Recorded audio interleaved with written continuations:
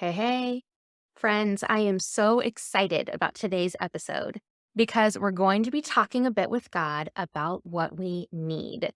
For most of us, talking with God about our needs is often one of the easiest things to bring up in conversation with Him.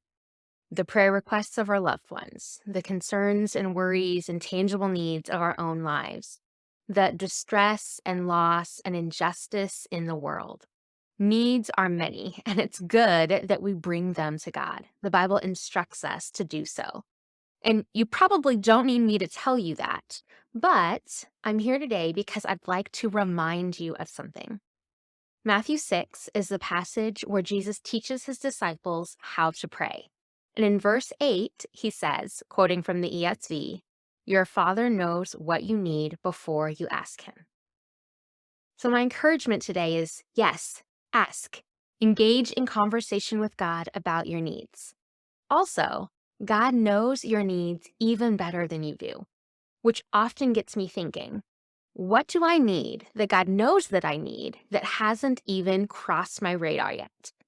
Further down in Matthew 6, Jesus encourages us not to be anxious about our lives because God is attentive in his care for us. Reading verses 30 through 34 in the message to help us consider a familiar passage from a fresh perspective. And it says, if God gives such attention to the appearance of wildflowers, most of which are never even seen, don't you think he'll attend to you, take pride in you, do his best for you?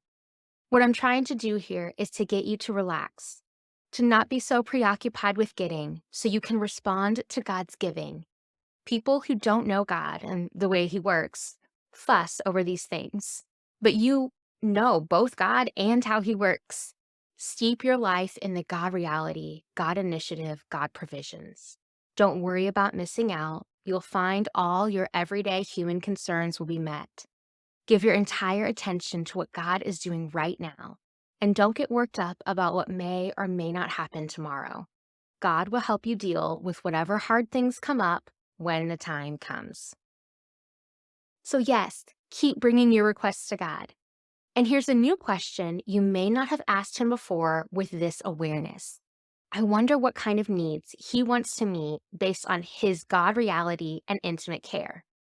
Let's ask him. God, what do I need today? Then talk with him about what he shows you and how he wants to meet that need so you can receive and engage in his good provision. Have a good talk.